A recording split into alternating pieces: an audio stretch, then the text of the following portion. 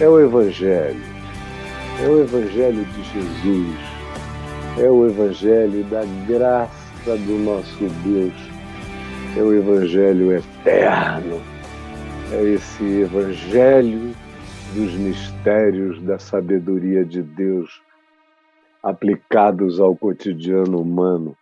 Eu estou aqui com o Novo Testamento aberto na minha biblinha arqueológica, está aqui se desfazendo nos pedacinhos. Eu não consigo trocá-la pelas muitas novas que eu ganho. É uma relação profunda de amizade com esse texto, com esse livro e com a memória da minha mãezinha, que quando eu me converti, me deu a Bíblia dela, para eu ler, para eu guardar, para eu conservar e inscrever no meu coração. E hoje eu quero ler um texto de escola dominical de igreja, Jesus andando sobre o mar. De escola dominical ele só tem a cenografia, porque ele é de uma beleza, é de um encanto, é de uma riqueza absolutamente extraordinária. E eu já tive o prazer de falar nesse episódio, nessa ocorrência de Jesus com os discípulos, algumas centenas de vezes. Eu não vou dizer milhares, porque é demais, mas foram tantas que no mínimo são centenas de vezes, para o meu prazer e para a alegria dos que me ouviram todos esses anos. E cada vez que eu falo por um ângulo, um aspecto diferente.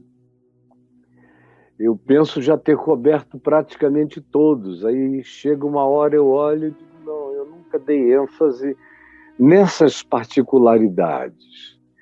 E eu espero que hoje eu dê ênfase numa particularidade sobre a qual já falei mais menos vezes e que está colocada como tema para nós aqui, ó, quando a salvação de Deus assusta mais que o perigo onde estamos. Quando a salvação de Deus assusta mais do que o perigo que nos acomete, porque frequentemente a chegada de Deus é apavorante.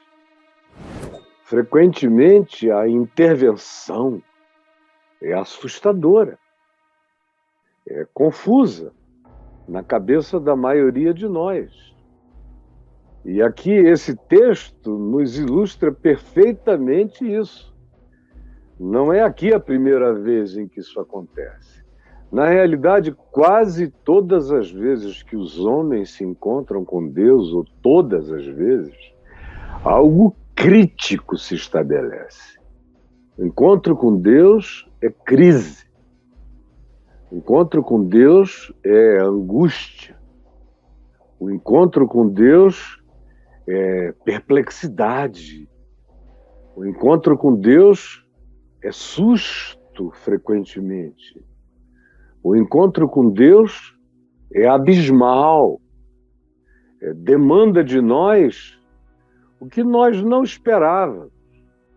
A gente sempre pensa que a chegada de Deus é um ninho, é um berço, é um embalar, é uma rede de graça para lá e para cá, e a gente vai tirar uma sonequinha gostosa no cangote eterno e vai descansar, mas a experiência humana, a experiência dos apóstolos, dos profetas, dos que andaram com Deus durante suas vidas, nos mostra justamente o contrário, o oposto, frequentemente.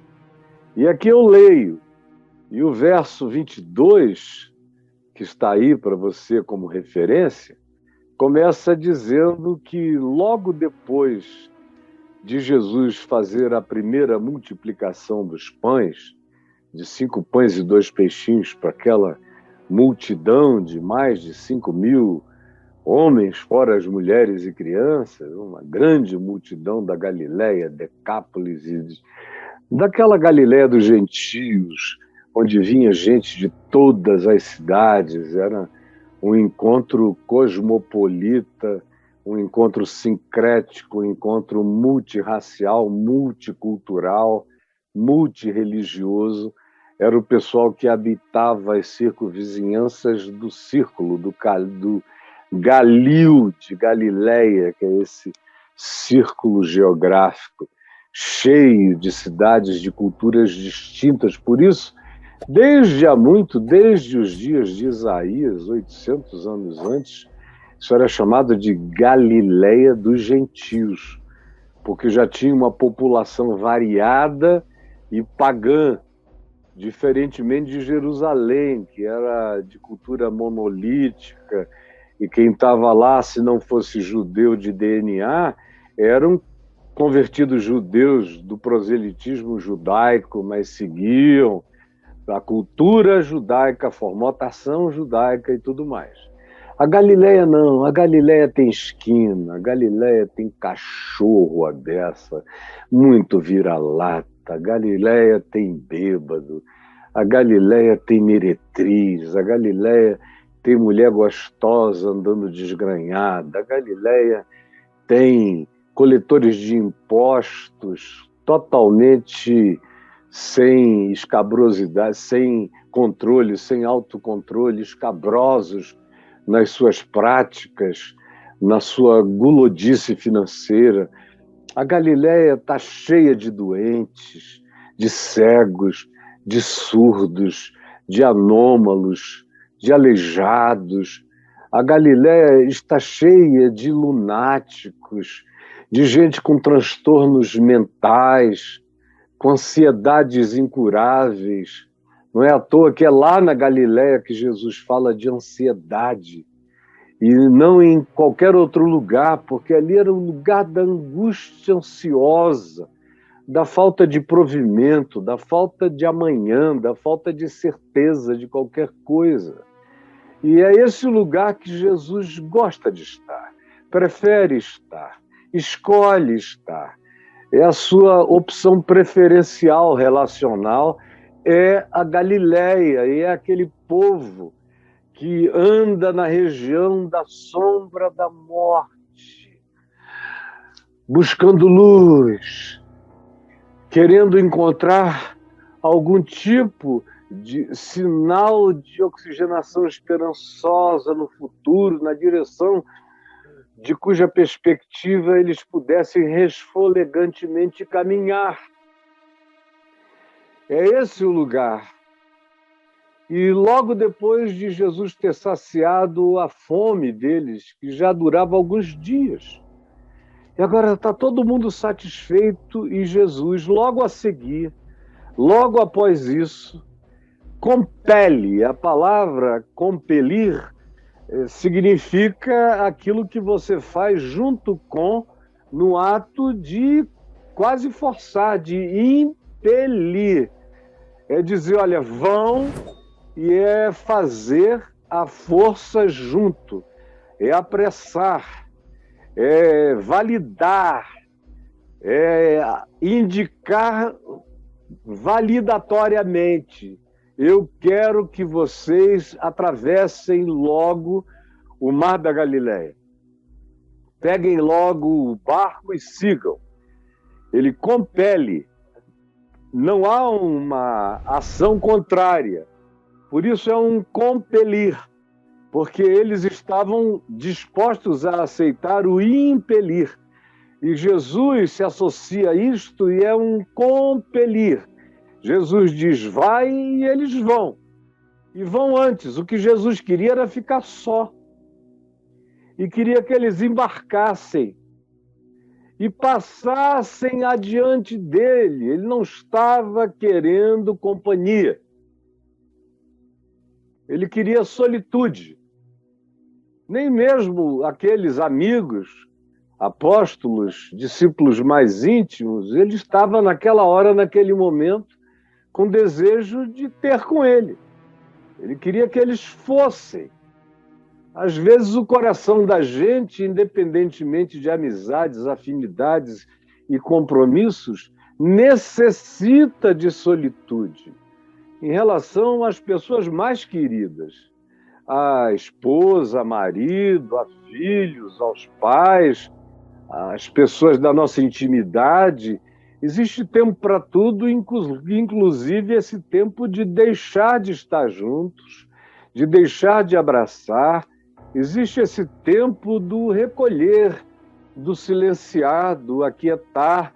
E era isso que ele estava precisando depois de criar matéria, depois de criar mundos de pães e de peixes, depois de criar esse pequeno universo. Ele quer silêncio.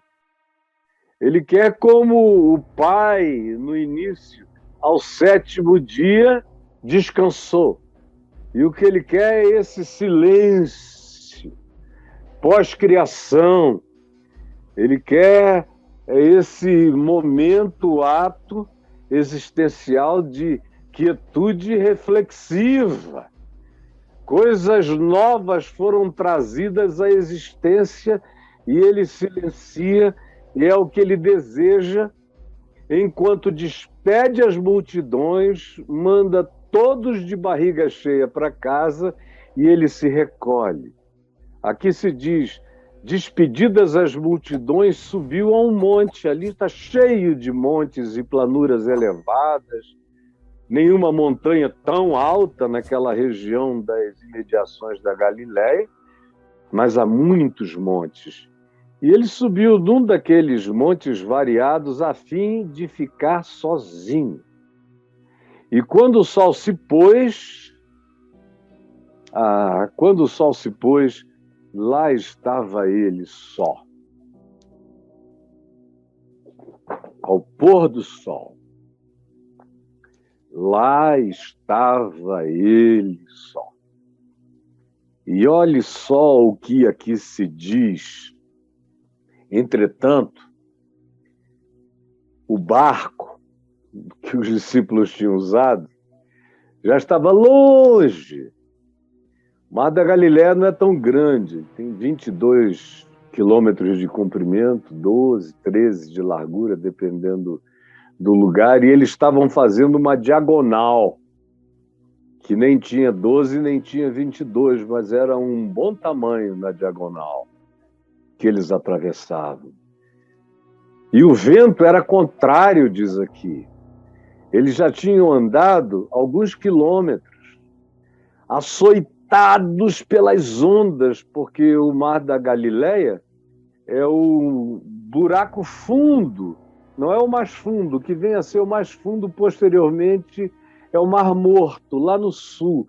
Mas eles são parte do mesmo Quênia, da mesma depressão chamada sírio-africana. Nasce na Síria, faz o rasgo nos grotões das rochas, atravessa a Galileia, atravessa toda a região do Jordão, da Judéia, deságua no Mar Morto e termina lá. São as águas do Jordão que formam a Galileia. E o vento que vem pelo Quênia é tão forte que até o dia de hoje os barcos a motor grandes, preparados, quando as grandes tempestades chegam, eles não saem do porto porque é perigoso virar, afogar, porque as ondas se tornam imensas. Não há uma relação de proporcionalidade no Mar da Galileia entre o tamanho dele e a força veemente e aturdidora dos ventos quando se canalizam pelos cânions da Síria, descem pelo norte de Israel e invadem de baixo para cima as águas, provocando ondas que vão e que vêm, que rodam, que tumultuam e que sugam. E o barco já estava longe, quilômetros, lutando contra essas ondas. O vento era todo hostil, contrário, eles iam como aqueles peixes, andando contra a correnteza, era como um salmão subindo na direção oposta do fluxo, lá vão eles, e o vento era contrário. Talvez a gente pudesse até botar a imagem dos peixes subindo aí, só para vocês terem uma rápida ideia do que é o trabalho de ter que, num lugar como o Mar da Galileia, enfrentar os ventos tumultuosos daquele Quênia que descia da Síria, com ares quentes, que mexia e revolucionava todas as correntes de ar, e eles se tornavam em jatos poderosos, antagônicos, e forçavam esse barco a ter que subir de novo, como esses peixes estão tentando atravessar o fluxo. É uma viagem contraintuitiva e, portanto, apavorante, porque o vento era contrário. Agora, olha aqui para mim.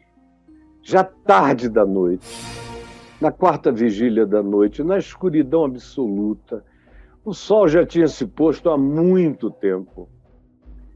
Eles não estão conseguindo sair, estão andando quase que no mesmo lugar, remam e não adianta, não chegam, estão parados contra o fluxo.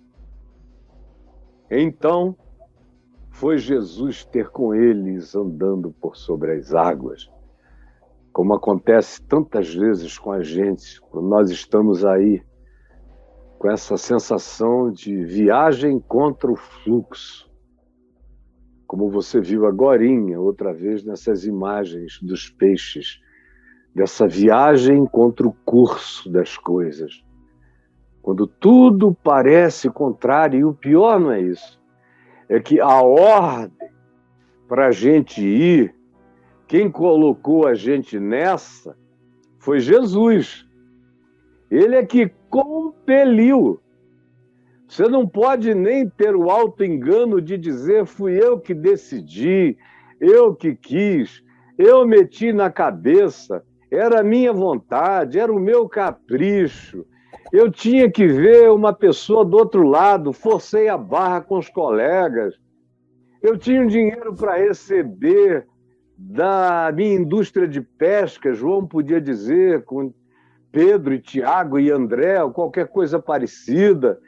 Até Mateus podia dizer, eu ainda tenho um dinheiro a receber na coletoria, que eu deixei tudo e vim para cá, preciso voltar, ou a minha mulher ficou doente, minha sogra está enferma outra vez, Pedro poderia ter como pretexto ou desculpa, ou um filho doente, qualquer coisa, mas não! Jesus os mandara. Jesus os compelira. Essa é a angústia, é o drama pior da existência humana. É quando você tem certeza que Deus mandou você fazer algo. Certeza. Foi Ele que disse. Ele é que disse, vai ao Monte Moriá e entrega teu filho como sacrifício a Deus. Ele é que disse, você é pequeno, vai lutar contra esse gigante. Ele é que disse, olha só, os exércitos de Faraó, e vocês não têm saída. Atravessem o mar. E toda hora tem alguma coisa divina nessa perspectiva. Tomem Jericó. Tomem tocando trombetas. Sem explicar o fenômeno físico da vibração. Para eles parecia só magia. Eles não entendiam que tinha um fenômeno vibratório por trás do que eles estavam praticando. Aí as muralhas caem, mas são enviados para o impensável. Como quando, para tomarem posse da terra de Canaã, Aí Moisés manda 12 espias. 10 voltam dizendo, é impossível, só tem gigante. O cara mais baixo que mora aí, dentro da liderança, tem 2,40 metros. Tem gente de 3,20 metros. Tem um maluco lá no norte, em Golã, que é um cara que dorme numa cama de 5,20 metros por 2,40 metros de largura, uma cama toda de ferro. Quem é que vai brigar com gente desse tamanho? Mas a ordem é, vá e atravesse. A terra é sua. Toda hora. E eu poderia viajar e eu não tenho esse tempo para isso, e mostrando as ocorrências. Nós somos compelidos na direção daquilo que nos antagoniza, e não é raro, é frequente. Frequentemente, deixa eu ser pleonásmico, frequentemente é mais frequente do que a gente gostaria que houvesse de frequência antagônica contra nós, sob os auspícios da bênção de Deus nos enviando. Vão! E aí o cara não sai do lugar. Você está nessa hoje? De dizer, eu fui por obediência, eu tinha certeza que era evangelho, que era a palavra de Jesus, que era para fazer, que era para ir, que era para amar, que era para socorrer, que era para perdoar, que era para me entregar, que era para ajudar. E eu fui, eu vim, estou aqui, um atraso de vida, não consigo ir a lugar nenhum. De repente ficou tudo absolutamente parado. E eu não estou fazendo nada a não ser cumprir o que Jesus disse que era para fazer. Mas o vento é contrário e eu não saio do lugar, e a ordem de Jesus, o compelir dele, está significando o atraso angustioso da nossa vida, que não estamos chegando em lugar nenhum, sem perspectiva alguma, numa escuridão enorme, lutando contra ventos inimigos e mares gulosos querendo nos devorar. E Jesus foi quem nos indicou essa rota. Como tem uma quantidade enorme de pessoas que, se pudessem me perguntar agora, me perguntariam coisas de natureza semelhante, parecida. Eu vim em obediência aos princípios. E olha só como é que eu estou agora. Como a minha vida aparentemente entrou num estado de empacamento. E eu não fiz nada a não ser obedecer o compelir da intenção do Evangelho para a minha vida, para a minha existência. E só estou enfrentando antagonismos, ventos contrários, dificuldades. Eu obedeço e piora. O que é isso?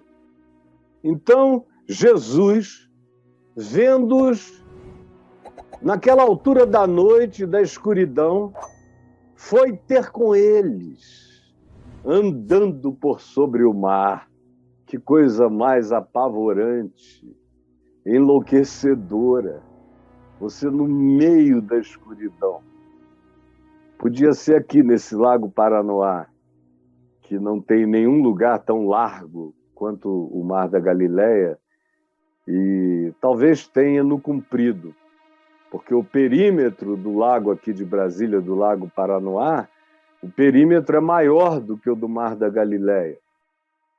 Se eu não estou enganado, o Mar da Galileia tem 80, 90, no máximo 100 quilômetros de perímetro.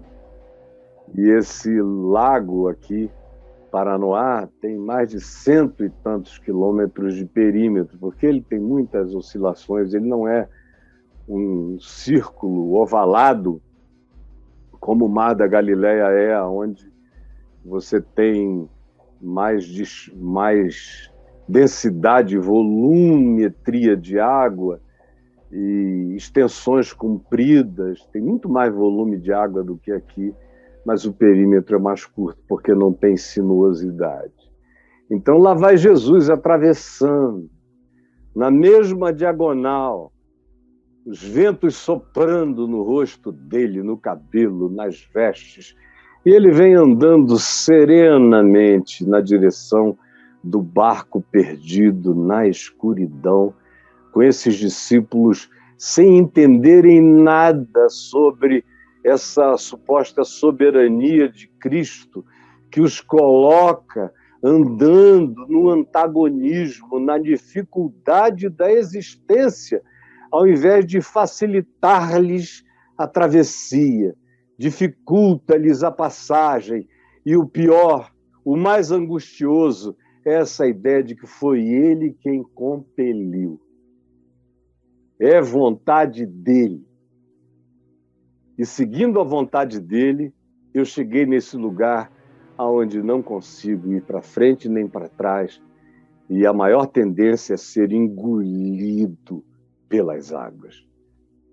Jesus vai, todavia, andando por sobre o mar na direção deles, e os discípulos, ao verem-no andando sobre as águas, o que é um negócio assustador, imagina só. Você no meio da escuridão sem ver nada. Não era como hoje. Hoje a Galileia tem um monte de cidades em volta, nos montes, você vê essas marquinhas, ainda é muito escuro, mas você tem referências. Eu chego lá depois de estar indo desde os anos 70, centenas de vezes, eu de olho fechado te digo onde é o norte, o sul, o leste, o oeste, quais são as cidades todas, até a população delas, como era no passado, como é no presente. Mas naquele dia não, ninguém enxergava nada. Ainda mais a essa hora da noite, até as lamparinas e as candeias das casas estavam todas apagadas sobre os montes. Não tinha nada, só escuridão, só angústia, medo, incerteza. E lá vem Jesus andando por sobre as águas, e os discípulos, ao verem-no andando sobre as águas, ficaram aterrados. É interessante, a palavra usada é aterrados, que é enterrados no mar, na água, mas é sepultados de agonia, sepultados de perplexidade, aterrados de aflição, de inexplicabilidade, de absurdo. Eles estão diante da manifestação de Deus como absurdo. Deus é absurdo. E a sua manifestação, quando não é absurda, é porque não foi aquela manifestação da intervenção de Deus, que não acontece sem absurdos. Se não houver absurdificação, foi apenas fenomenologia natural. Essa presença de Deus, mesmo usando os fenômenos naturais, na consecução do seu desejo maior e soberano, ainda assim é avassaladoramente diferente daquilo em relação ao que nós estamos acostumados. Portanto, os discípulos, quando viram isso, ficaram aterrados e exclamaram e gritaram. Aqueles 12 homens juntos eram vozes grossas, não tinha nem soprano e provavelmente não houvesse nada ali que não fosse barítono ou baixo. Oh! Aquele grito de homens de vozes grossas que perderam o pudor em relação ao próprio medo e são pescadores, é gente do mar gritando em pânico, com toda a sua força, com todo o seu desespero. Frequentemente, a presença de Deus, a chegada de Deus, os modos de Deus, a intervenção de Deus, a salvação de Deus, o livramento de Deus é apavorante. Não chega com uma placa de explicação, olá, sou eu, o Deus de amor que vim salvá-los. Não. Parece fantasmagoria. Parece que as circunstâncias, além de horríveis, ainda pioraram, de modo que a gente é enterrado na água do pavor. É um fantasma. Mas Jesus imediatamente lhes falou, para não deixá-los naquele engano, naquele pânico, naquele desespero, naquela superstição, lidando com aquela sobrenaturalidade maligna na cabeça deles. Jesus logo intervém. Logo. Imediatamente é a palavra. Não os deixou ficarem naquele fetichismo supersticioso, na interpretação equivocada da vida e do mundo espiritual, de modo algum, ao contrário, imediatamente lhes falou e disse: tende bom ânimo, tende bom ânimo, meus queridos, bom ânimo, mesmo que seja para ir contra o vento, mesmo que seja como os peixes e os salmões subindo contra os fluxos das águas, tenham bom ânimo. Fui eu que mandei, é a minha palavra. As circunstâncias não têm que favorecer. As circunstâncias não têm que favorecer a obediência ao Evangelho. Frequentemente eu vivo o Evangelho como loucura, como uma fé que anda contra o fluxo, que sobe cachoeiras e que vai com alegria para o lugar da morte feliz, aonde a produtividade aumenta, como Jesus disse, que se o grão de trigo caindo na terra não morrer, fica ele só, mas se ele morrer, ele produz muito fruto. Aí vem Jesus e entra no processo, imediatamente diz: animem-se. Vocês têm mais força dentro de vocês do que os ventos do Quênia, da depressão sírio-africana. Vocês têm mais energia dentro de vocês do que o do poder dessas ondas encapeladas e furiosas. Vocês têm a força de um ânimo criador, de um ânimo divino, de um ânimo que pode falar com o sol. Detente em Gibeon e tu, lua, no vale de Aijalon. Vocês podem descobrir e tirar de dentro de vocês essa veemência poderosa que não encontra base nas lógicas, mas encontra seu significado no vínculo com o Deus eterno e absurdamente amoroso, e cujas intervenções são frequentemente apavorantes, porque não são combinadas previamente com nenhum de nós. Por isso, já que eu ando pela fé, sem informações prévias, o que eu tenho que levar no coração o tempo todo, em toda a jornada, mesmo no maior antagonismo, é bom ânimo. Essa atitude que carrega essa perspectiva quântica no olhar. No mundo quântico é que você aprende que o olhar altera a circunstância. O bom ânimo é esse olhar que muda as circunstâncias. É esse reinterpretar que ressignifica circunstâncias, ambientes, situações. O bom ânimo não melhora a fisicalidade do problema, mas transforma o problema em oportunidade, porque ele agora fica grávido pela palavra de Jesus que diz: não temais, tende bom ânimo. Bom ânimo reinterpreta o mundo, reinterpreta a vida. Até o Apocalipse deixa de ser contra nós. Tudo passa a ser outra coisa quando eu carrego dentro de mim esse espigão do bom ânimo, dessa melhor atitude que se estriba numa realidade. Tem de bom ânimo, sou eu.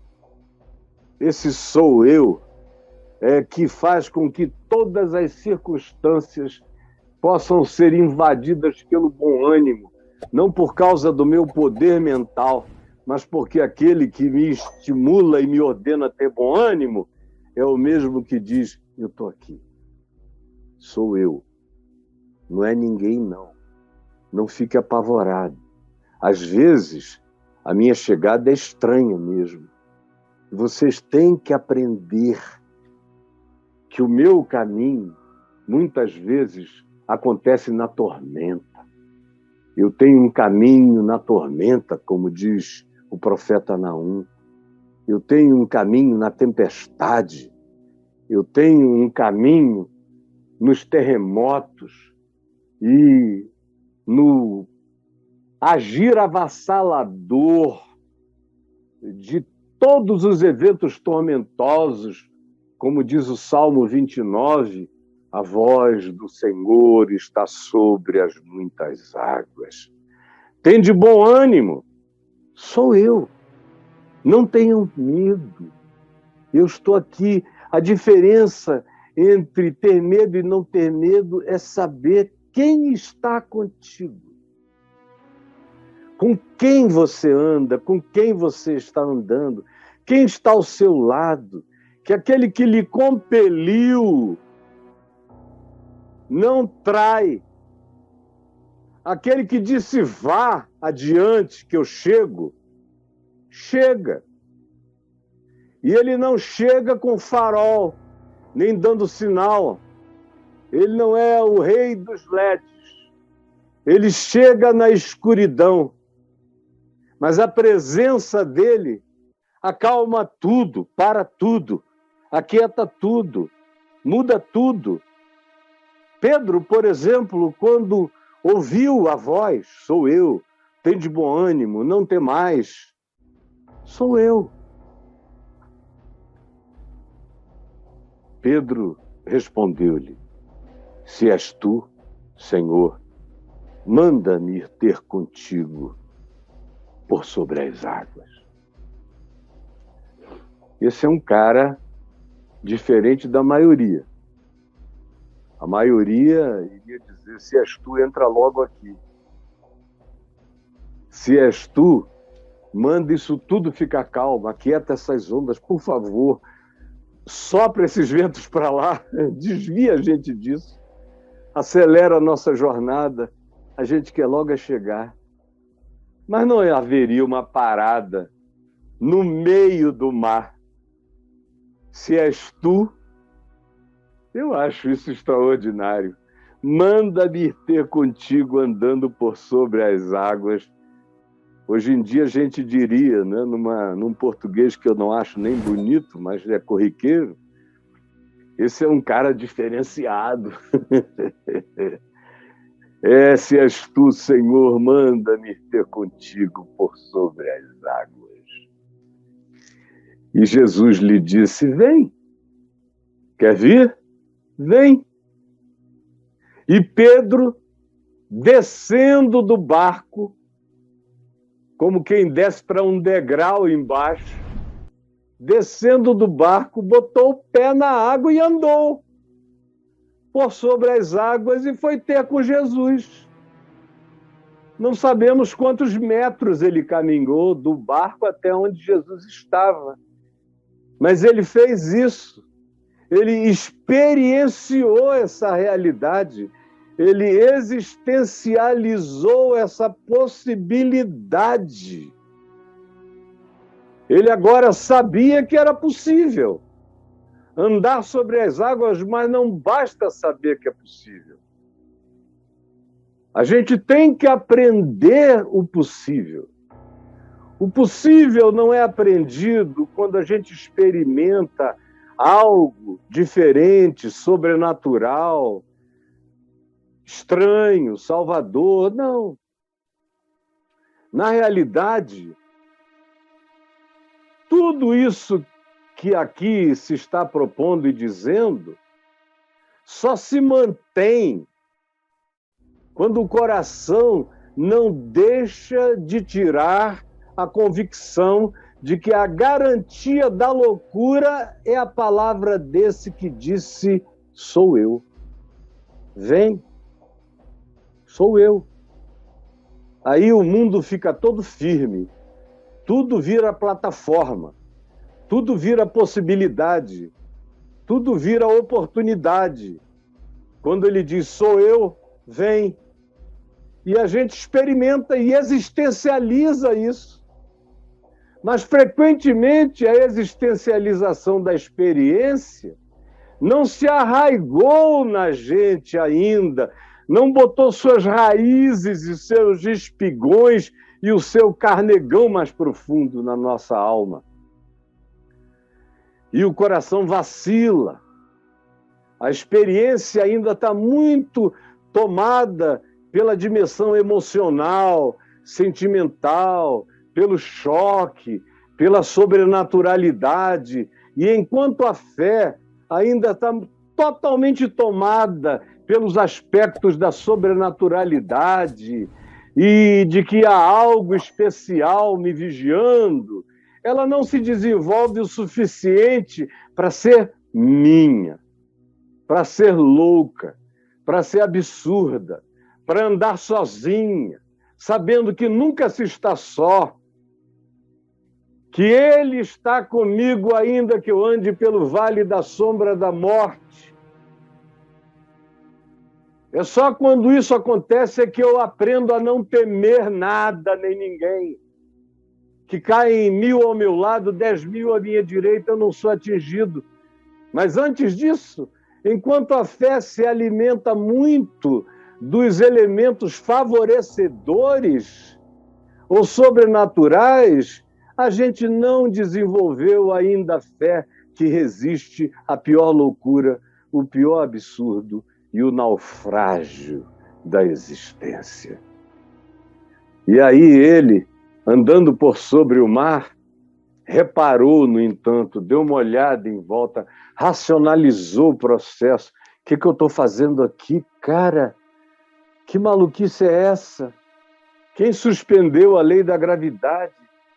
Eventualmente, conquanto fosse um bom pescador, nem todos eles naquele tempo eram bons nadadores. O que eu estou fazendo aqui? Reparando na força do vento, das adversidades, das circunstâncias, das tribulações, aquela solidão enorme de dizer: ele está aqui, mas ele é ele, eu sou eu e eu não sou como ele. E quanto tempo ele vai levar para me deixar experimentar esse medo afogante? Então, fazendo esse processo todo de tentativa de enquadrar o absurdo da fé numa racionalização tola, o coração dele viu que não cabia. Mas o que coube no coração foi um medo aterrador, afogante. E aí ele começou a submergir. Foi descendo, descendo, daqui a pouco só está a cabecinha para fora, com a mão desesperada, que o levou a gritar, que diz aqui: e começando a submergir, gritou, enquanto afundava, dizendo: salva-me, Senhor, salva-me, eu não sei andar sozinho sobre as águas. Se eu perder o chão do absurdo, se eu perder a plataforma dessa confiança que não olha para o lado, que não faz contas, que não mede o volume da diversidade, mas apenas confia na tua presença. Por mais estranho que pareça, Se eu perder essa percepção, eu não tenho como prosseguir. Então Jesus prontamente,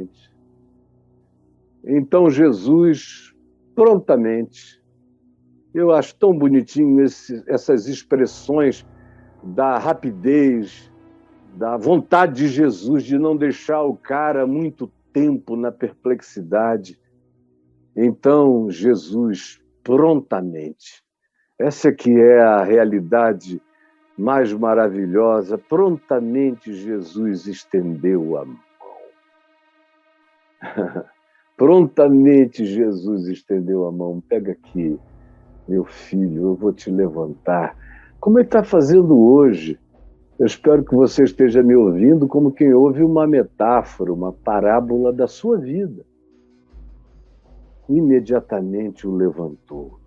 Como eu sei, porque já vi milhares e milhões de vezes esse fenômeno acontecer, eu sei que você está sendo pegado pela mão. Imediatamente. Que você não será deixado nessa perplexidade que afoga a alma. Prontamente Jesus lhe estendeu a mão e tomando, levantando, erguendo-o, botando-o para cima, lhe disse: homem de pequena fé, você estava indo bem, por que você duvidou? Por que você não entendeu que um é o mundo dos cálculos, um é o mundo dos fenômenos, um é o mundo das variações previsíveis, e a gente tem que aprender todos os cálculos dessa dimensão. Mas outra é essa dimensão da loucura, do absurdo, da fé, da confiança, da entrega, do impossível dos homens, que é possível para Deus. É nessa base que eu caminho. Essa é a travessia no invisível que eu faço pela fé. E tanto mais quanto eu descanse em fé e faça do nada a plataforma da minha travessia em fé, mais seguro e mais pacificado eu fico. Subindo ambos para o barco, cessou o vento. Tudo aquietou e os que estavam no barco adoraram, dizendo: verdadeiramente, de fato, inequivocamente, esse é o Filho de Deus. Jesus, eu quero pedir que essa parábola verdadeira da vida, baseada nos fatos de Jesus, com os seus primeiros seguidores, que essa factualidade da história que nos demonstra como uma parábola viva, como uma metáfora concreta, a tua presença conosco, nos ensinando a caminharmos, a andarmos e a atravessarmos os oceanos, as escuridades, aquilo que nos toca, que nos aflige, que nos empurra para trás e sobre o que a gente não tem domínio nem poder. Muito obrigado por me ensinar a andar sem enxergar, sem ver, ir na direção da obediência à tua palavra, ao evangelho da vida. E obrigado porque tu vais me ensinando. E faz 50 anos que tu tens me ensinado a não voltar atrás, a crer que existe um caminho sobre as águas, um caminho na tormenta, um caminho contra o vento, um caminho no absurdo, um caminho no impossível, um caminho aonde toda a lógica humana não alcança, um caminho para além das filosofias, para além das conclusões, para além das sistematizações, para além de tudo, um caminho vivo para quem crê, para quem sabe que tu estás presente, para quem ouve a tua intimidade e para quem crer mais no poder da tua presença e da tua palavra do que na força de todos os fenômenos universais contra a minha própria vida. Hoje é tempo, Senhor, difícil, e eu preciso que tu me ajudes a andar sobre as águas. Como já fizeste comigo tantas vezes no passado, nesses dias eu preciso outra vez andar sobre as águas. E eu creio em ti, e eu terei bom ânimo, e tu fortalecerás e desenvolverás a minha fé. E eu ouvirei a tua voz, eu andarei até ti, e a ti me abraçarei, e contigo voltarei para o lugar aonde, em harmonia no teu amor, tudo é pacificado e as soluções são realizadas enquanto o nosso coração te adora. É o que eu peço que tu faças agora na vida de todos os que estão assistindo ao vivo, nos milhares que vão assistir nos próximos dias, e que no coração de todos haja um impacto, o impacto dessa palavra da fé, que abre o entendimento, a compreensão, o discernimento, e que dá essa coragem para viver, para enfrentar, para prosseguir, para não desistir, para não voltar atrás jamais. Sabendo que se tu nos compeliste, tu nos alcanças e tu terminas a viagem conosco, porque tu não nos compeles para nos deixarmos sozinhos. Não existe jeito de, mesmo não te vendo, estarmos sozinhos no meio de qualquer mar da existência.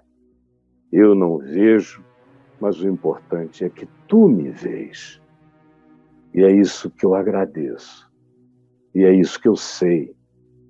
Eu sei que tu me sabes.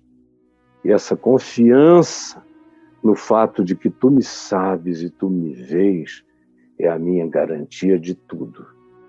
Em teu nome, Jesus. Amém e amém.